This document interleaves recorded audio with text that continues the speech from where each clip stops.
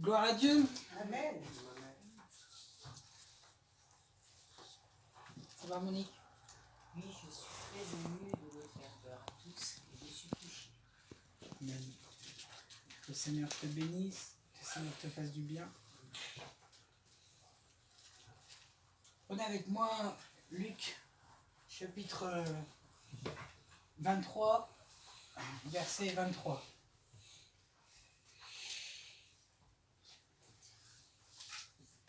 Le thème de mon message, c'est « Lorsque l'on ne voit plus spirituellement, alors les cris alentour l'emportent. » Luc 23, verset 23. Pilate leur dit pour la 3e fois « Mais quel mal a-t-il fait? Je n'ai rien trouvé en lui qui mérite la mort. Je le relâcherai donc après l'avoir fait battre de verges. » Mais ils insistèrent à grands cris, demandant qu'il fût crucifié, et leurs cris l'emportèrent. Leurs cris l'emportèrent. Hier, j'ai regardé une vidéo que Jacqueline m'a envoyée, où on voit une chrétienne qui est rouée de coups en Inde, qui est aspergée d'essence et brûlée vive. C'est une vidéo qui est difficile, j'ai pleuré devant cette vidéo. Elle n'est peut-être pas à voir pour tout le monde, mais j'étais en train de faire ce message et j'étais en train d'énumérer des raisons pour lesquelles, les raisons qu'on a de quitter Dieu. Les raisons pour lesquelles les chrétiens vont tomber à s'écarter, à lâcher la main de Christ. Et je regardais cette vidéo de cette femme qui a tout subi et je voyais cette foule. C'était terrible parce que c'était pas une foule en colère. C'était pas comme d'habitude ce qu'on peut voir avec les terroristes. C'était pas des gens qui semblaient enracinés dans une religion contraire. Mais c'était une foule qui était dans la joie. Ils étaient dans la joie de faire du mal. Ils étaient dans la joie de brûler quelqu'un vivant. Vraiment, cette vidéo, je me suis dit, Seigneur, comment après avoir vu une vidéo pareille, je peux prêcher sur des raisons de t'abandonner lorsque il y a des gens qui payent ce prix fort. Ils payent ce prix fort et ils ne lâchent pas la main de Dieu. J'aimerais vous dire ce soir que c'est possible. Qu'on a tous eu des raisons de lâcher la main de Dieu, tous eu des raisons d'être déçus, pas de Dieu, mais des hommes. L'homme du Mont-Escalier disait justement qu'il avait été déçu par des hommes dans l'église, mais on a tous subi ça et Christ l'a subi en premier. Christ a subi l'abandon, il a subi les coups et la Bible nous dit qu'il n'a pas répondu. Et il a dit que nous devons marcher dans ses pas. Alors c'est vrai que dans notre vie occidentale, ça ne veut pas dire grand-chose de porter sa croix. Je m'amusais même au début de ma conversion à dire que mon épouse c'était ma croix, que je portais ma croix. Et bon, ça faisait rire, mais on se rend compte quelle erreur, quelle foutaise. Porter la croix de Christ, c'est aller mourir à soi-même.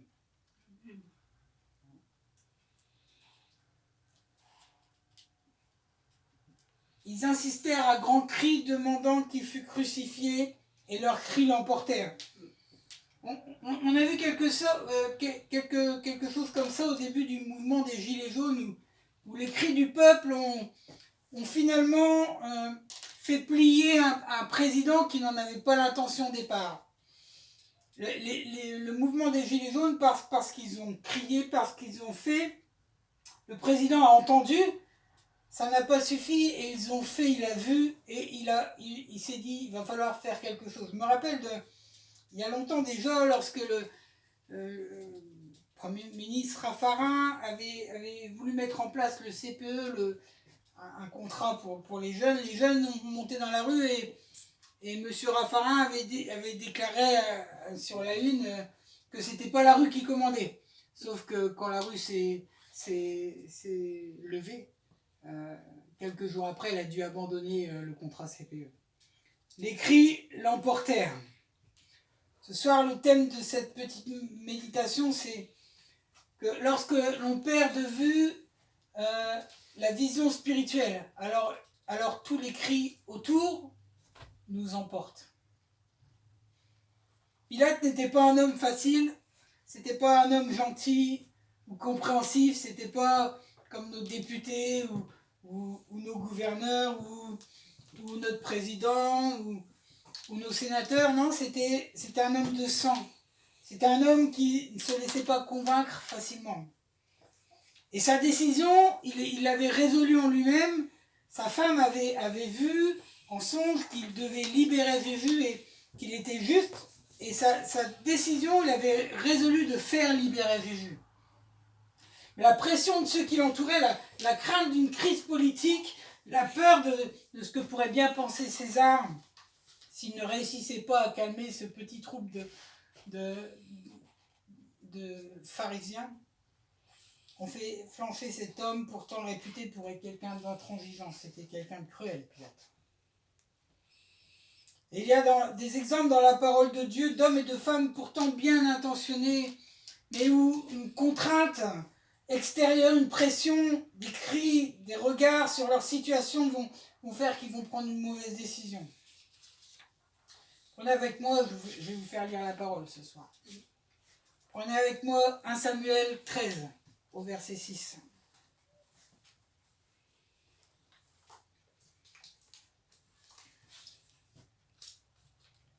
Les hommes 1 Samuel 13, verset 6. Les hommes d'Israël se virent à l'extrémité car ils étaient serrés de près et se cachèrent dans les cavernes, dans les buissons, dans les rochers, dans les tours et dans les citernes. Il y eut aussi des Hébreux qui passèrent le Jourdain pour aller au pays de Gad et de Galad. Saül était encore à Gilgal et tout le peuple qui se trouvait auprès de lui tremblait. Il attendit 7 jours selon le terme fixé par Samuel. Samuel lui avait donné un rendez-vous, le prophète lui avait dit « tu m'attends » avant d'intervenir. Mais Samuel n'arrivait pas à Gilgal et le peuple se dispersait loin de Saül. Alors Saül dit « amenez-moi l'holocauste et les sacrifices d'action de grâce » et il offrit l'holocauste. Comme il achevait d'offrir l'holocauste, voici Samuel arriva et Saül sortit au-devant de lui pour le saluer. Samuel dit « qu'as-tu fait » Saül répondit « lorsque j'ai vu, retenez bien ce mot, lorsque j'ai vu que ce peuple se dispersait loin de moi, que tu n'arrivais pas au terme fixé, et que les Philistins étaient assemblés à Michmash, je me suis dit, les Philistins vont descendre contre moi à Gilgal, et je n'ai pas imploré l'Éternel. C'est alors que je me suis fait violence, et que j'ai offert l'holocauste.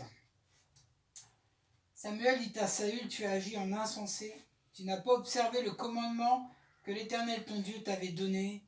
L'Éternel aurait affermi ton règne pour toujours sur Israël. L'Éternel aurait affermi ton règne pour toujours sur Israël. Saül était dans la vallée et les Philistins étaient sur le lieu élevé tout autour. Et de jour en jour, l'armée des Philistins grossissait, les troupes venaient de partout et Israël pouvait voir cette armée entourer la vallée et pouvoir et avait une vision sur l'armée philistine qui grossissait. Et à contrario, les hommes d'Israël commençaient à fuir parce que le temps où ils pouvaient s'appuyer sur l'Éternel, Samuel avait dit 7 jours, le temps où ils comptaient sur l'Éternel pour gagner ce combat était passé. Et ils commençaient, la Bible nous dit, à fuir et à passer le Jourdain. De plus, Saül ne pouvait pas s'attendre à du renfort. Un peu plus loin, il est précisé au verset 17, que les Philistins avaient envoyé 3 corps d'armée pour ravager tout autour. Saül était coincé. Ça empêchait Saül de recevoir de l'aide. Les amis, le texte dit que le peuple était à l'extrémité, que Saül était à l'extrémité. La Bible nous rapporte le propos de Saül où il dit « je me suis fait violence pour désobéir ». Ça sera l'objet d'une autre étude, mais on s'apercevra plus tard qu'il avait une soif de pouvoir, une soif de maîtriser ce que faisaient les autres. Et c'est trop tôt pour en parler. La version Osterwald dit « Après m'être retenu quelque temps ». Il s'était retenu de pécher quelque temps. Il savait, il ne voulait pas le faire, pourtant il l'a fait quand même. La peur, le manque de foi, l'ennemi qui resserre a fait basculer le règne de Saül. Il a vu l'ennemi qui grossissait, il a vu les Hébreux s'enfuir et il a eu peur. Saül était dans la vallée, il était entouré d'ennemis. La vision que nous avons quand nous sommes dans la vallée va déterminer notre action, va déterminer notre foi. Vous savez, c'est facile d'être... de rester chrétien, dans tous les sens du terme, lorsqu'on est tout en haut. J'ai connu des temps tout en haut. Et je lisais ce texte et à un moment donné, on voit Saül qui fait un monument, une stèle. C'était un monument où on pouvait écrire les victoires et il s'était fait graver toutes les victoires qu'il avait fait en étant roi. Et quand je lisais ce texte, je me disais, on est tous un peu à avoir fait notre stèle. Moi, j'ai à cœur ce que le Seigneur a fait à travers moi, les personnes qui ont sorti du coma, et j'en passe. Mais je me disais, moi aussi j'ai fait ma stèle, mais ça c'était le passé. Et vous savez, on peut rester accroché à ce passé en ayant perdu la vue de l'avenir. Parce que ce que le Seigneur a de meilleur, c'est ce qu'il veut faire avec toi demain. C'est pas le passé, c'est pas à ta conversion. Souvent on reprend l'exemple de la conversion, le feu qu'on a. Mais je crois que c'est pas là le meilleur. C'est pas là ce que Dieu a pleinement prévu pour toi. Je crois que les années ont fait qu'il t'a façonné de façon à ce que tu puisses accomplir de jour en jour ce qu'il y a de mieux. Ce qu'il y a de mieux fait, ce qu'il y a de plus positif. Il va, au cours des années, il va te modeler de façon à ce que tout ce qui est charnel va pouvoir disparaître. Et pourtant, nous faisons nos stèles, en restant attachés à ce que le Seigneur nous a utilisé quelquefois, quelque temps, à quelques paroles. Je me rappelle des paroles, on m'avait conseillé à ma conversion de marquer les serviteurs de Dieu. Beaucoup de serviteurs de Dieu ont prophétisé sur moi et j'ai marqué, je suis resté attaché à ces paroles. Mais ces paroles ne valent rien si moi je change de vie. Ces paroles ne valent rien si moi je ne me sanctifie pas. Ces paroles ne valent rien si je ne lis plus ma Bible. Ces prophéties, ces belles prophéties, ces prophéties incroyables, il y en a même qui étaient même indisables aux autres personnes, tellement ça paraissait orgueilleux. Ces paroles-là, ils ne valaient rien si moi je lâchais la main de Dieu. J'aimerais vous inviter si vous, dans votre vie, dans votre relation avec Dieu, vous êtes resté attaché à ce que vous avez fait en bien ou en mal. J'aimerais vous dire cet après-midi que ce que Dieu a en vue, c'est demain. Ce que Dieu a en vue, c'est après. Ce que Dieu a en vue, c'est ce qu'il vous a préparé à accomplir. Il est dit dans la parole de Dieu qu'il a préparé des œuvres, préparé d'avance des œuvres, afin que vous les accomplissiez. Mais où sont les œuvres des chrétiens ? Parler dans les églises, parler aux gens, c'est toujours au passé. C'est toujours des choses que nous avons fait. Moi, je veux parler au présent et je veux parler au futur. Je veux que les gens qui ont été guéris hier puissent être guéris aujourd'hui, puissent être guéris demain.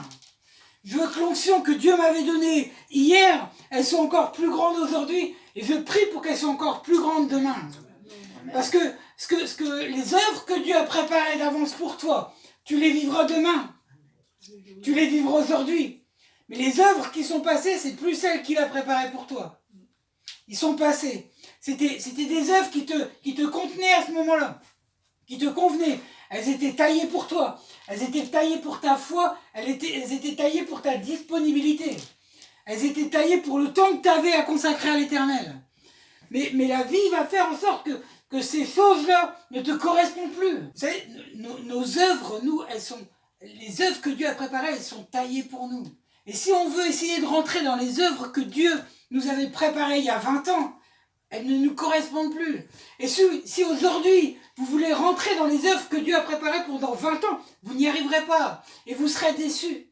Et je serai déçu. J'aurais beau avoir les plus belles paroles du monde, les plus belles prophéties, les plus grands prophètes qui sont venus prier pour moi, si je m'attaque à des œuvres que Dieu a préparées dans 20 ans. Pourtant, c'est ce qu'on essaye. Nous puissions casser nos stèles et pouvoir écrire aujourd'hui nos victoires, écrire nos victoires de demain. Vous savez, les plus belles victoires, c'est ceux que j'ai pris sur moi, sur ma vie, sur mon cœur, sur mon âme. Pourtant, Dieu a fait des belles choses. Je bénis Dieu pour ce qu'il a fait parmi nous. Mais les plus belles victoires, c'est ceux qu'il m'a donnés sur ma vie. Et les plus belles défaites que j'ai eues, c'est pas en cassant du catholique comme j'ai pu le faire, c'est pas j'aurais fait tellement de bêtises en suivant des couples et puis en les détruisant plutôt qu'en les aidant. J'ai tellement fait de bêtises.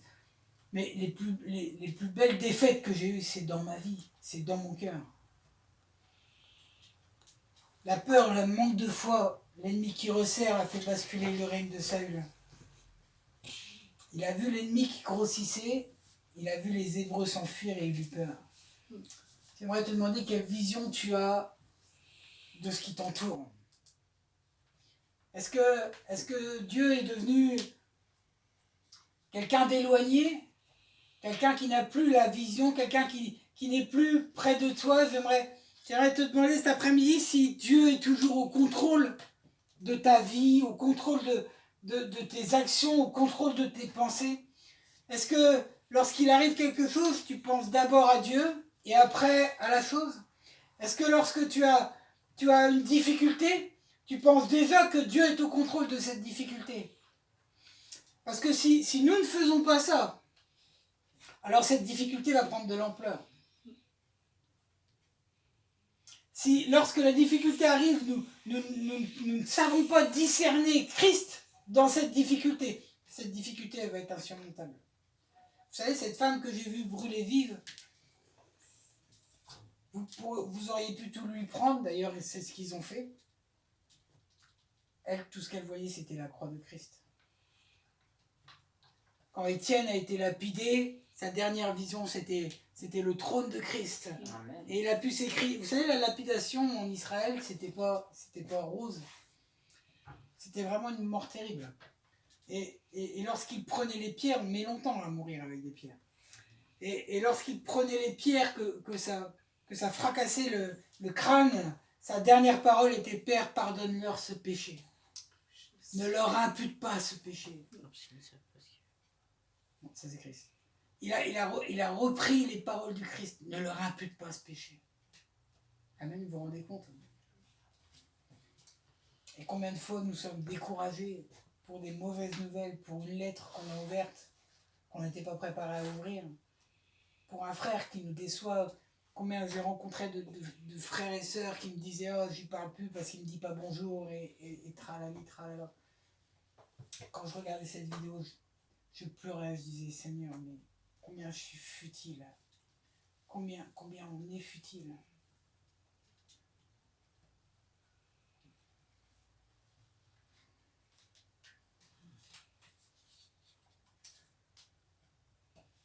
Dans un roi, vous ne comprenez pas.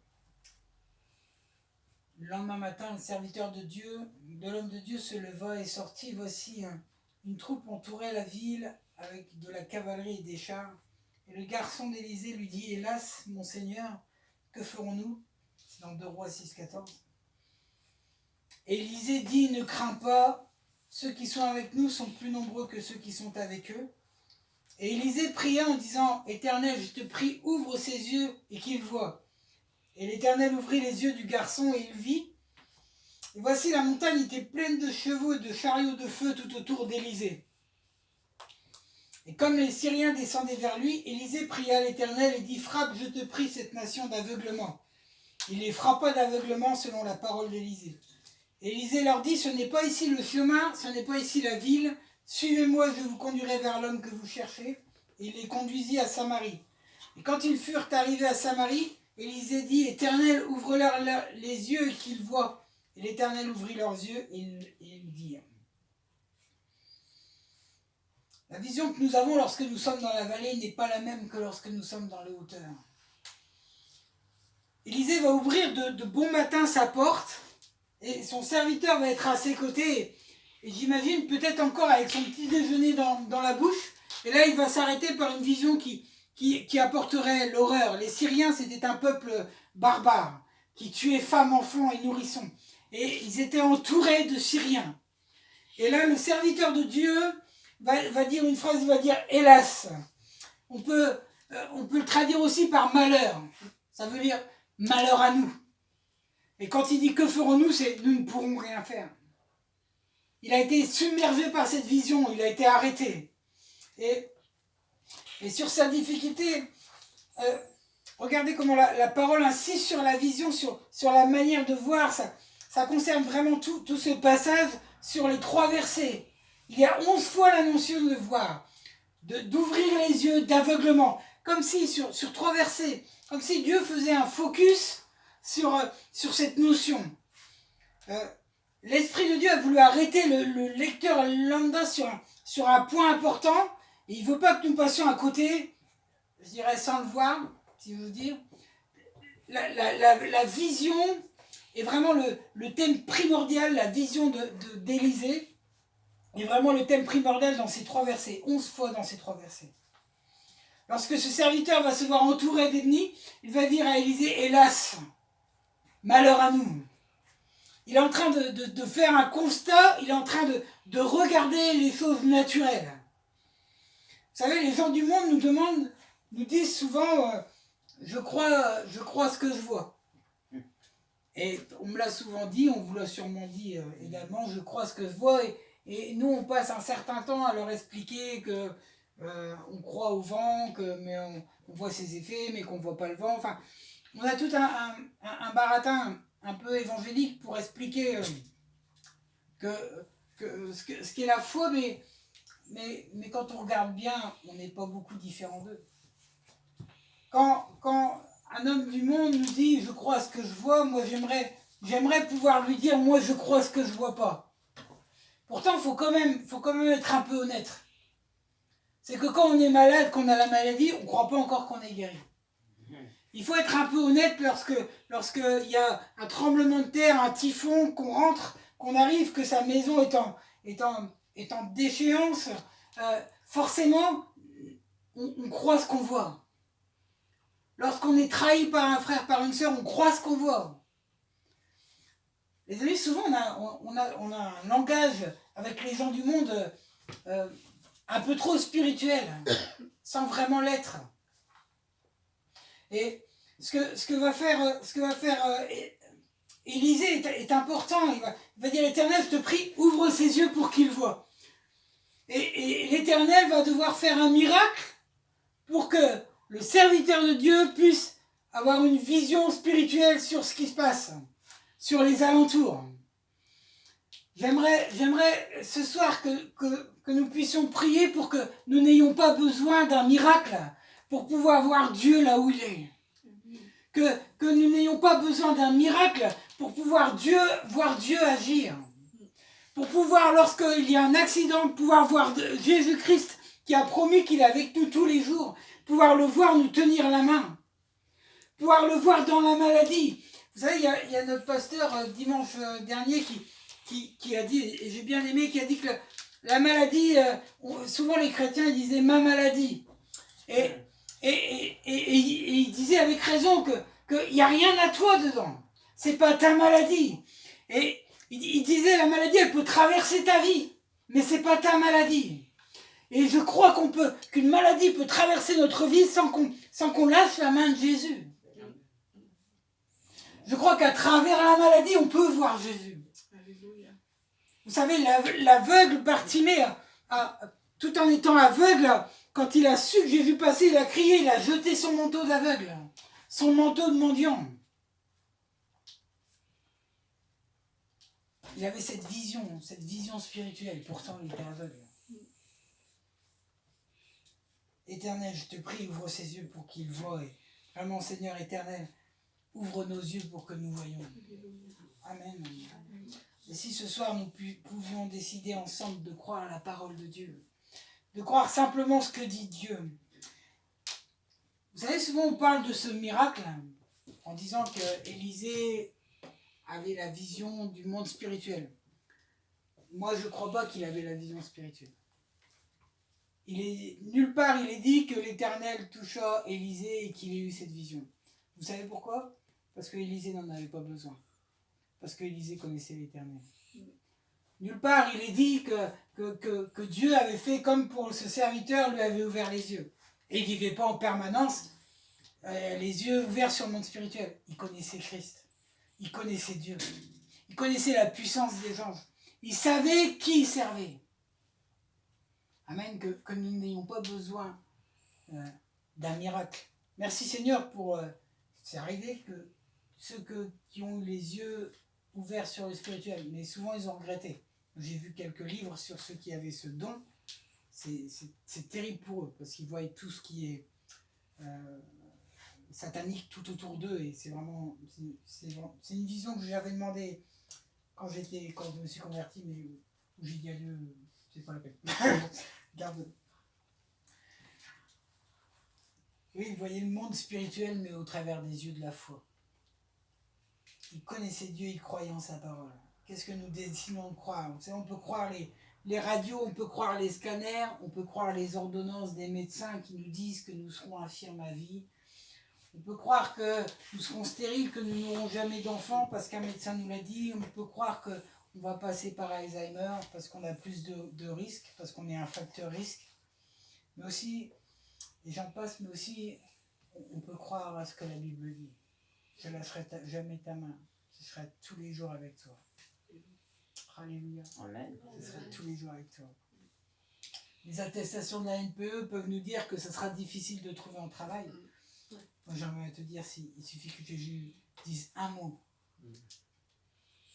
Inutile d'écouter les personnes qui nous diront c'est difficile de se marier avec la bonne personne. Si Dieu te donne ton mari ou ton épouse, alléluia, c'est la bonne personne. Amen. Ce qui détermine, c'est pas notre maladie. Ce qui va déterminer notre vie, c'est pas nos déficiences. Moi, j'ai vu une handicapée mentale adorer Dieu. Et quand elle adorait Dieu, elle adorait Dieu. Vous savez, il n'y a pas de déficience avec le Seigneur. Amen. Amen. Ce qui détermine ce que nous sommes, c'est pas qu'on est malade, qu'on est vieux, qu'on est une femme, qu'on est un homme, qu'on est un enfant, qu'on est un adolescent. Ce qui nous détermine, c'est que nous sommes enfants de Dieu. C'est qu'un jour nous avons plié le genou et que nous avons dit Seigneur, notre vie on n'en veut plus. Seigneur, prends-la et change-nous. Ce qui me détermine moi, c'est pas ce que je suis, c'est pas mon travail, c'est pas mes défauts. Ce qui me caractérise, c'est que je suis un enfant de Dieu. Et ça pour l'éternité. Amen. Amen. Ce qui me détermine, c'est d'être l'objet de sa grâce, l'objet de son amour. Vous savez, il y a Jésus qui va montrer une pièce de monnaie avec l'image de César, de Jules César. Et les pharisiens avaient voulu le taquiner avec ça pour savoir s'il fallait payer l'impôt. Et Jésus va répondre, rendez à César ce qui appartient à César et à Dieu ce qui appartient à Dieu. J'aimerais vous dire, vous êtes fait à l'image de Dieu. Amen. Sur cette pièce, cette belle pièce, alléluia, eh ben, il y a l'image de Dieu. C'est à nous de rendre à Dieu ce qui appartient à Dieu. Amen. C'est à nous de le faire. Nous sommes tués l'image de Dieu. Alléluia. La manière de regarder va déterminer ton avenir. Saül, en regardant ce qui l'entoure et en désobéissant parce qu'il ne voyait pas arriver le prophète, parce qu'il a cru qu'il ne viendra plus, il a joué son avenir. Le prophète lui a dit, tu ne seras pas roi à toujours. Il savait pas quand, il savait pas qui le remplacerait, mais il savait déjà qu'il ne serait plus roi toujours. Et Samuel dit à Saül, tu as agi follement, tu n'as pas gardé le commandement de l'Éternel ton Dieu qu'il t'avait ordonné, car maintenant l'Éternel aurait établi pour toujours ton règne sur Israël. Amen. C'est l'Éternel qui établit. C'est sa main qui abaisse, c'est sa main qui relève.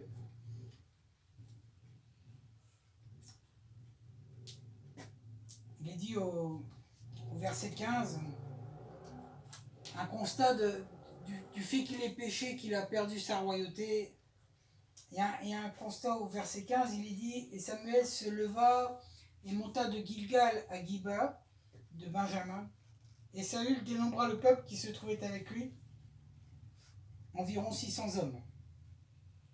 Saül était terrorisé alors qu'il trouva 600 hommes à ses côtés. Vous vous rappelez la victoire de Gédéon, où Dieu lui donna 300 hommes. La grande victoire.